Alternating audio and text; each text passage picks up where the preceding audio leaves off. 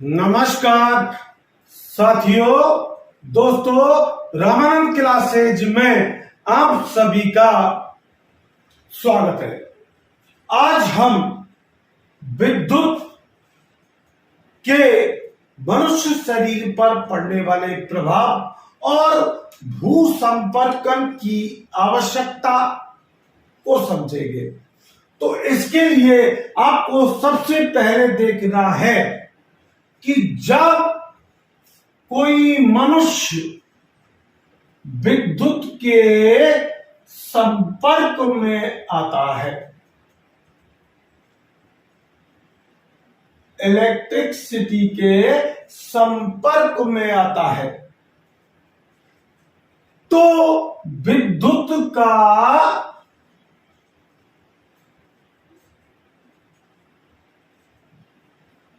क्या प्रभाव उसके शरीर के किस अंगों पर प्रभाव पड़ता है। तो इलेक्ट्रिसिटी जो है वो मनुष्य के नस और आंत में सिकुड़न लाती है।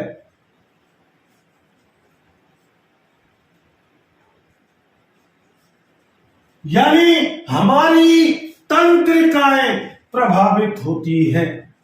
तंत्रिकाओं पर प्रभाव पड़ता है। अब देखिए, विद्युत झटके या इलेक्ट्रिक शॉक की गंभीरता दो कारकों पर निर्भर करती है। एक तो वोल्टता का स्तर। पहला क्या है? वोल्टता का स्तर, वोल्टेज का लेवल क्या है। दूसरा संपर्क समय की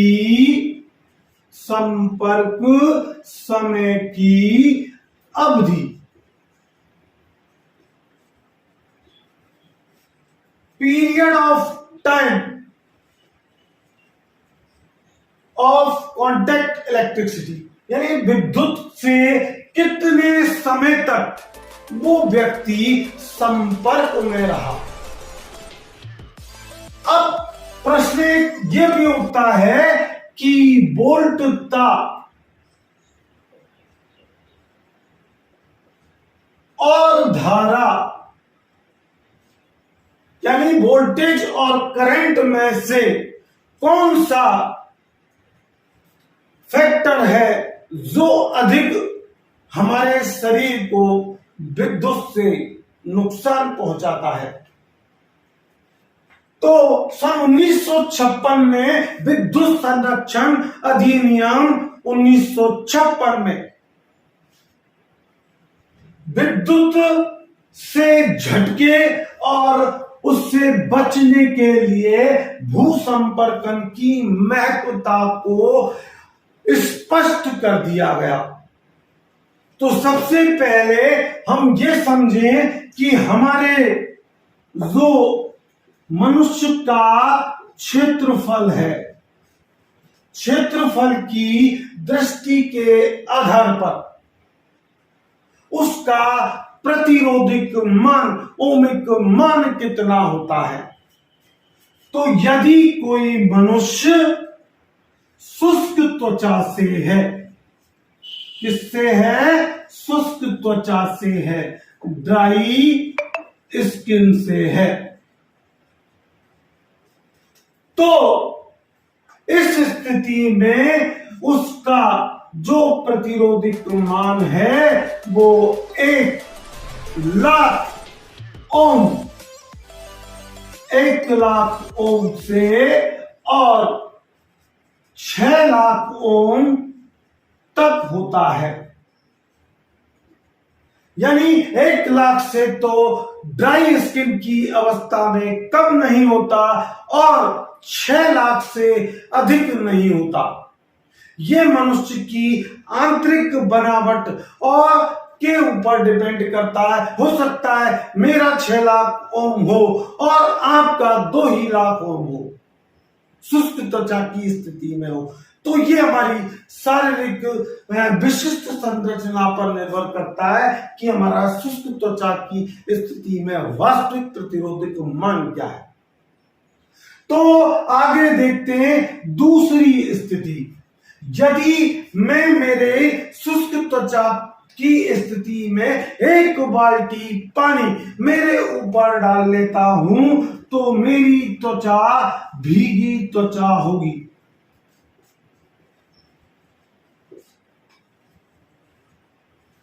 भीगी त्वचा चाहे आपका 1 लाख है चाहे 6 लाख ओम है, अगर आपकी त्वचा भीग गई है तो उस स्थिति में आपका प्रतिरोधक मान मात्र 1000 ओम रह जाएगा, यानी कि 1 किलो ओम होगा। ये कंपैरेटिव एग्जामों में काफी पूछे जाने वाला प्रश्न है।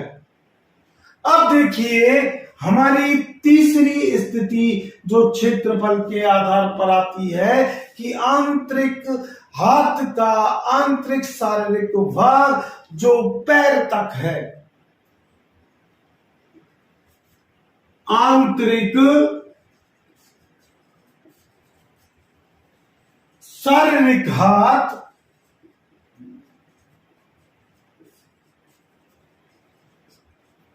जिसका प्रतिरोध 400 ओम से 600 ओम पैर तक होता है। अब सबसे संवेदनशील क्षेत्र जो हमारा है वो कान से कान तक होता है। कान से कान तक का प्रतिरोध, कान से कान तक का प्रतिरोध हमारा जो है वो एप्रोक्स यानी कि लगभग आपका 100 ओम होता है। अब ये तो क्षेत्रफल की दृष्टि के आधार पर हमारे शारीरिक अंगों के स्थितियों के प्रतिरोधक मान थे जिनको मृत अवस्था में नापा गया था। जीवित अवस्था में कभी भी किसी मनुष्य का प्रतिरोधक मान नहीं नापना चाहिए, क्योंकि हम प्रतिरोध नापते हैं ओम मीटर से या मल्टीमीटर से या मेगर से, और उनमें डीसी स्रोत होता है। तो एक BIS द्वारा एक मानक स्टैंडर्ड लेवल तैयार किया गया कि कौन से लेवल की करंट हमें कितना नुकसान पहुंचाती है। तो 0 मिली एम्पियर से अगर 1 मिली एम्पियर से 5 मिली एम्पियर तक हमारी शरीर में यदि करंट प्रवाहित होती है तो हमें कोई भी हानिकारक प्रभाव नहीं पड़ता, कोई हानिकारक प्रभाव नहीं पड़ता। तो इस बात पर गौर करें कि चिकित्सा के क्षेत्र में जो मनुष्य की मनोस्थिति बिगड़ जाती है तब उसे किस स्तर की करंट का शॉक लगाया जाता है, 0 से 5 मिली एम्पियर। यानी चिकित्सा के क्षेत्र में इस सुरक्षित करंट का प्रयोग रोगों के निदान में किया जाता है। अब देखिए आप, यदि ये लेवल आपका 20 मिली एम्पियर तक पहुंच जाता है, विशेष करके 10 मिली एम्पियर से और 20 मिली एम्पियर तक, तो आपको पेनफुल शॉक लगेगा, दर्दनाक झटका महसूस होगा, दर्दनाक झटका, पेन, फुल शॉक। अगर हमारे शरीर में 50 मिली एम्पियर की करंट प्रवाहित हो जाए तो हमें हृदय आघात यानी हार्ट अटैक या फेटल स्थिति यानी मूर्छित अवस्था हो सकती है।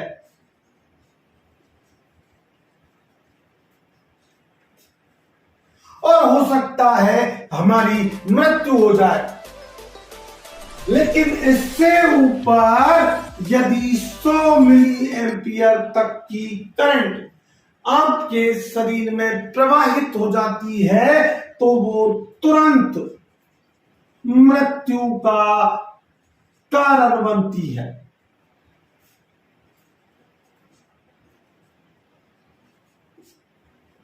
तो ऐसे प्रश्न क्वेश्चंस कंपैरेटिव एग्जामों में आ चुके हैं कि न्यूनतम मृत्यु का किस स्तर की धारा पर मनुष्य की मृत्यु हो सकती है, 50 मिली एम्पियर।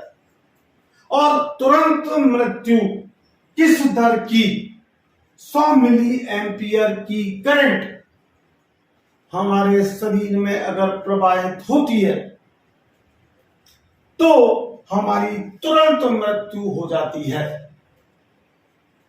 अब ये आपने एक जो है करंट का लेवल देखा, लेकिन इससे पहले आपको ये भी समझना अत्यंत आवश्यक है कि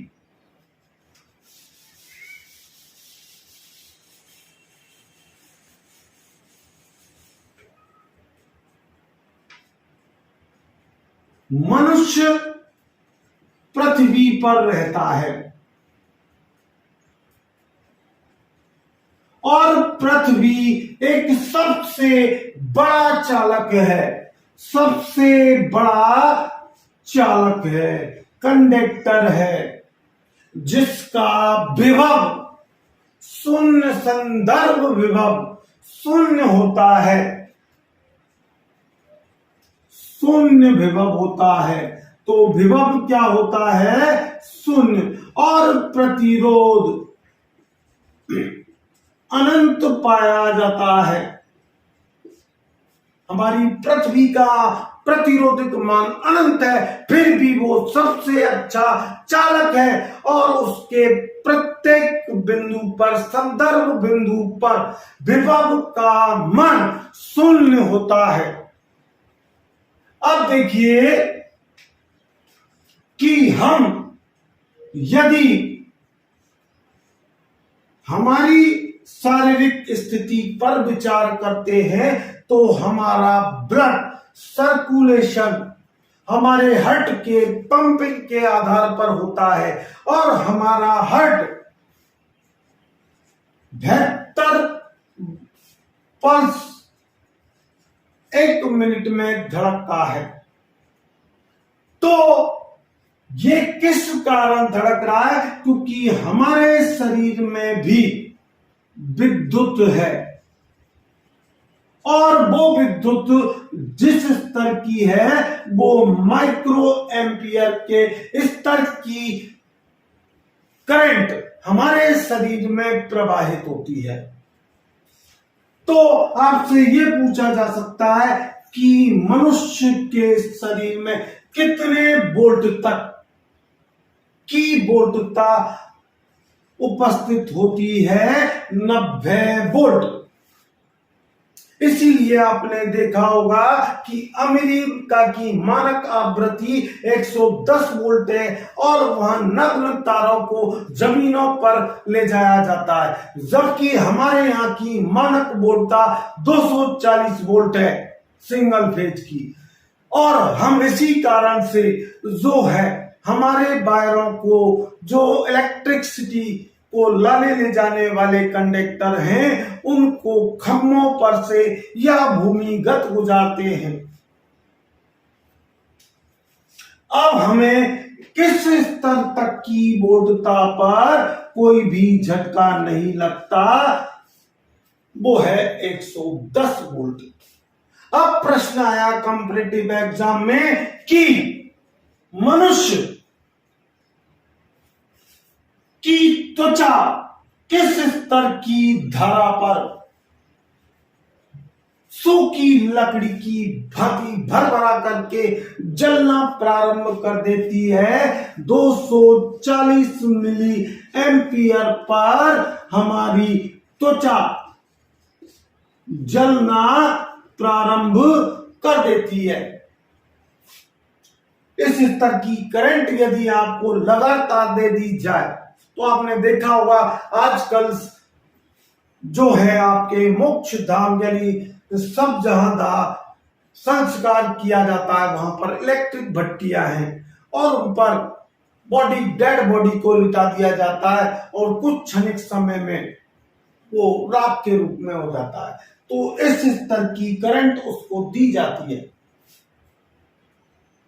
अब प्रश्न ये उठता है कि जब विद्युत हमें इतनी हानिकारक है तो इससे बचा कैसे जा सकता है। इसके लिए हमारे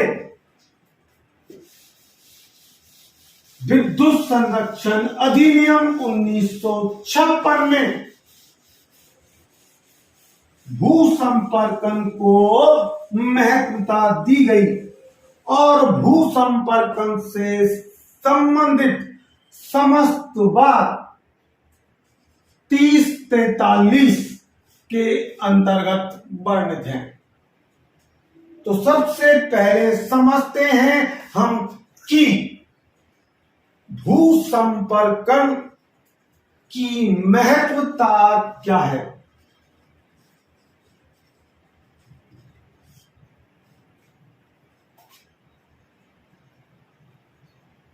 महत्वता यानी इंपॉर्टेंस।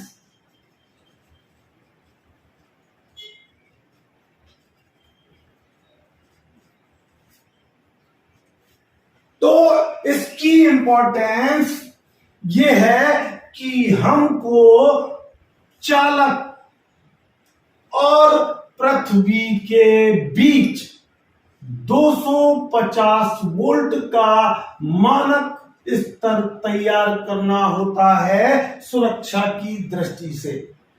इसलिए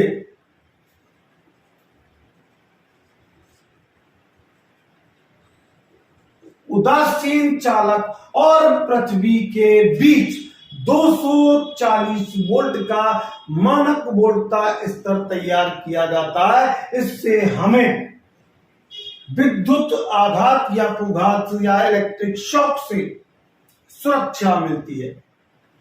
दूसरा, महंगे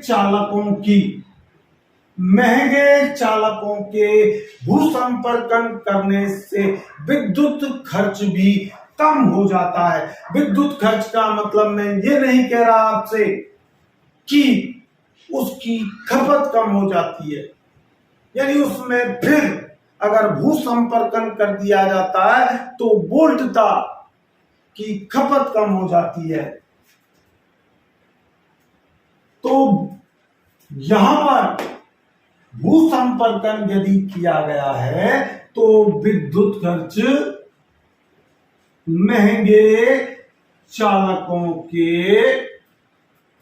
विद्युत खर्च को कम करने के लिए अर्थिंग या भूसंपर्कन किया जाता है। और तीसरा उद्देश्य तो आप सभी जानते हैं कि जीव जंतु और मनुष्य और जीव जंतु की सुरक्षा के लिए भूसंपर्कन किया जाता है। अब यहां पूछे जाने वाला प्रश्न ये हो सकता है आपका कि अगर किसी सर्किट को भू संपर्कित किया गया है और वहां आने वाली वोल्टता 240 वोल्ट है, तो भू संपर्कन के पश्चात वह युक्ति अब कितनी वोल्टता पर प्रचालित होगी? 230 वोल्ट पर प्रचालित हो जाएगी। यानी कि भू संपर्कन होने से आपके वोल्टता की खपत 10 वोल्ट कम हो जाती है। इसी प्रकार यदि हम 3 फेज में देखें तो हमारी मानक वोल्टता 415 वोल्ट होती है। अगर उस परपथ को भू संपर्कित कर दिया गया है तो 15 वोल्ट की बचत हो जाती है और वो युक्ति 400 वोल्ट पर ही प्रचालित हो जाती है। इस प्रकार भू संपर्कन से हम विद्युत खर्च को कम कर सकते हैं। अब देखिए, अगली जो बात आती है जो सबसे ज्यादा महत्वपूर्ण है कि भू संपर्कन भू इलेक्ट्रोड के द्वारा किया जाता है। हम आज ये देखेंगे पहले कि भू संपर्कन कितने प्रकार का किया जा सकता है। तो भू संपर्कन 2 प्रकार का होता है। एक तो होता है निकाय का भू संपर्कन। एक तो अर्थिंग किसकी होती है? निकाय की, जो उपकेंद्र और उत्पादन केंद्रों पर भू संपर्कन किया जाता है। उस भू संपर्कन को हम निकाय भू संपर्कन कहते हैं। तो ये कहां किया जाता है? उत्पादन केंद्र और उपकेंद्रों के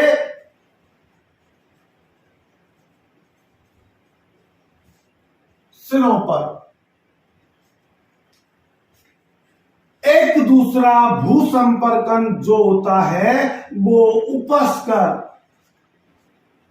यानी कि यंत्र यानी कि उपकरण निम्न में इक्विपमेंटों को उपस्कर कहा जाता है।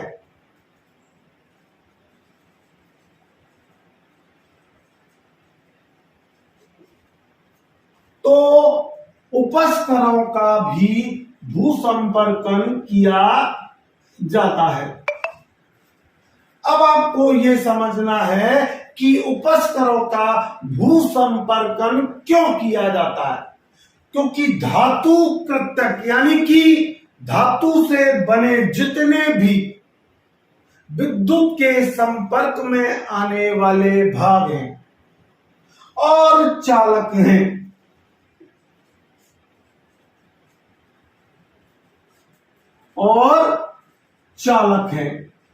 जो इक्विपमेंट के अंदर हैं, उन सभी को धारा रहित बनाने के लिए यंत्र का भू संपर्कन किया जाता है। अब भू संपर्कन किस उद्देश्य से किया जाता है? यानी भू संपर्कन करने के पश्चात क्या होता है कि पृथ्वी को शून्य संदर्भ बिंदु पर रखा जाता है।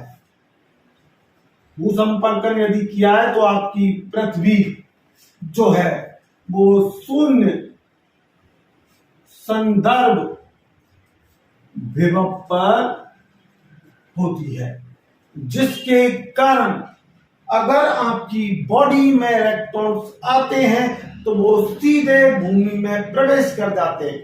इसी प्रकार आपके तड़ित चालक जैसे कि आकाशीय बिजली कड़कती है तो इलेक्ट्रॉन्स तेजी से तड़ित लाइटिंग अरेस्टर में जाते हैं और उसको भू संपर्कित किया जाता है, जिससे वो सारे के सारे इलेक्ट्रॉन भूमि में चले जाते हैं और हमारे भवनों की सुरक्षा हो जाती है। अब देखिए, आपको जो समझना है वो सबसे महत्वपूर्ण इस संदर्भ में क्या समझना है, वो आपको भू संपर्कन से संबंधित अधिनियम समझने हैं।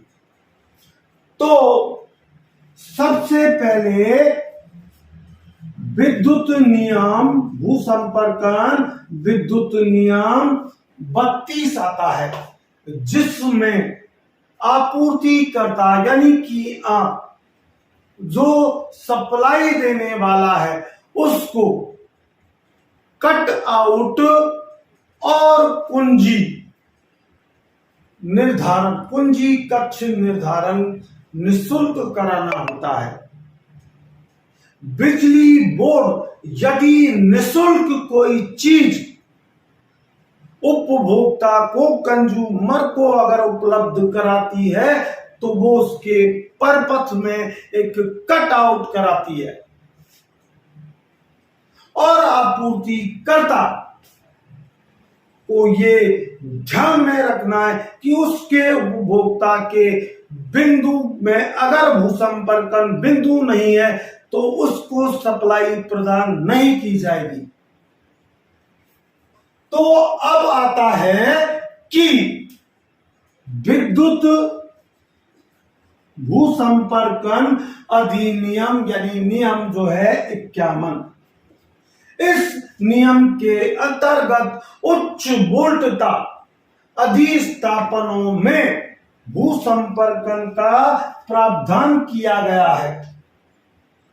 फिर इसके बाद भूसंपर्कन अधिनियम 61 होता है, जो पृथ्वी से संबंधित बातें हैं वो सारी बातें भूसंपर्कन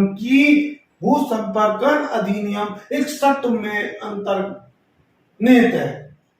इसके बाद आपका भूसंपर्कन अधिनियम 62 आता है, जिसके अंतर्गत मध्यम वोल्टता पर यानी माध्यम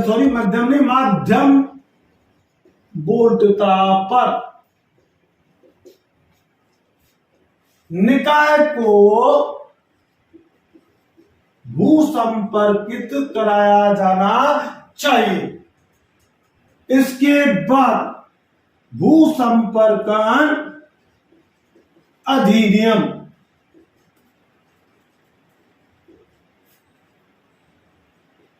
आपका 69 आता है और इसमें ध्रुव व उपकेंद्रों यानी ध्रुव प्रकार और व उपकेंद्रों पर ध्रुव प्रकार व उपकेंद्र पर भूसंपर्कन के प्रावधान की व्यवस्था की गई है। अगला जो भूसंपर्कन नियम है हमारा वो 88 है, जिसमें कंटिन्यूटी भंजित होने से संबंधित यानी कि अविच्छेद्यता भंजित नहीं हो, इसके लिए भूसंपर्कन का प्रावधान है। इसके बाद आपका नियम नंबर 90 आता है, जिसमें 1.60 किलोमीटर की दूरी पर कम से कम 4 भूबिंदु भूसंपर्कन बिंदु उपलब्ध कराए जाने चाहिए और 10 फुट की ऊंचाई पर यदि आप ये पाते हैं 10 फुट की ऊंचाई पर यदि आप ये पाते हैं कि उसका रोधन भंजित हो रहा है तो वहां भूसंपर्कन कराया जाना अत्यंत आवश्यक है। तो कोई भी उपकरण लगाने से पहले, चाहे वो आप इलेक्ट्रीशियन हो, चाहे आपका कोई भी अभिभावकगण हो या आपका पड़ोसी हो या रिश्तेदार हो, तो आप उसे सबसे पहले ये सलाह दें कि किसी भी वैद्युतिक उपकरण को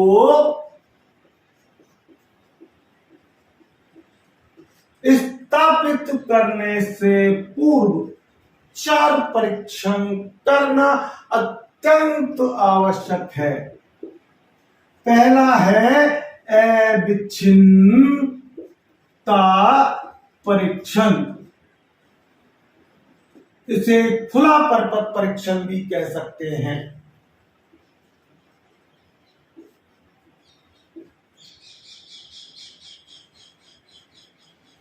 ये टेस्ट जरूर किया जाना चाहिए, यानी कि कंटिन्यूटी टेस्ट एक उपकरण को लगाने से पहले किया जाना चाहिए। दूसरा पोलैरिटी टेस्ट, ध्रुवता परीक्षण।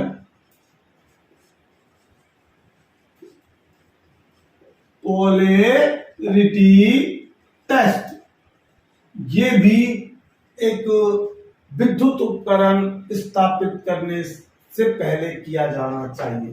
तीसरा है भू परीक्षण, अर्थिंग टेस्ट।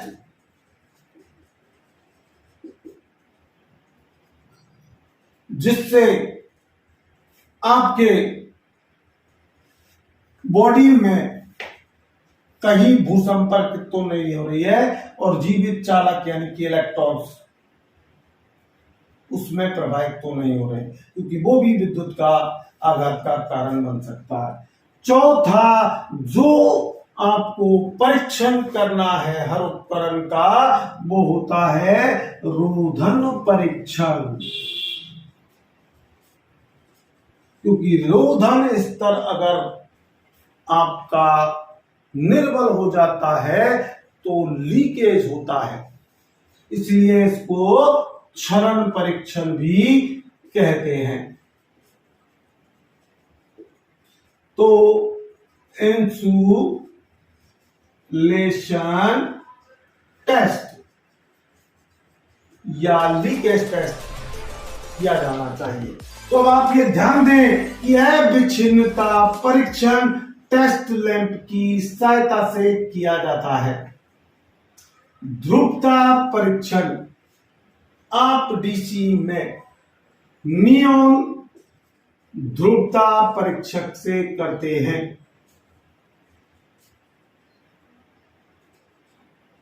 और एसी में आप टेस्टर की सहायता से करते हैं कि न्यूट्रल और फेज आ रहा है या नहीं। और आप भू परीक्षण ओममापी या मेगर, विशेष करके जो है भू परीक्षण जो है वो मेगर से किया जाता है और समय समय पर भू इलेक्ट्रोड के चारों ओर भूमि का प्रतिरोध भी देखा जाता है। तो अब आता है रोधन परीक्षण, ये भी मेगर से किया जाता है या ओममापी से किया जाता है। तो आज आपने वो महत्वपूर्ण बातें इस वीडियो में देखी जिनका जानना आपका बेहद जरूरी था। चाहे आप एग्जाम दे रहे हैं या नहीं दे रहे हैं, आपको टेक्निकल हेल्पर वालों को कम से कम 5 प्रश्न इस वीडियो से आपको मिलेंगे। इसलिए इस वीडियो को जितना ज्यादा हो सके शेयर करें अपने दोस्तों में और हमारे चैनल को सब्सक्राइब करें, लाइक करें और बेल आइकन के बटन को प्रेस करें जिससे अपकमिंग वीडियोज का आपको नोटिफिकेशन प्राप्त हो जाए। थैंक्स। अगली वीडियो में मिलते हैं।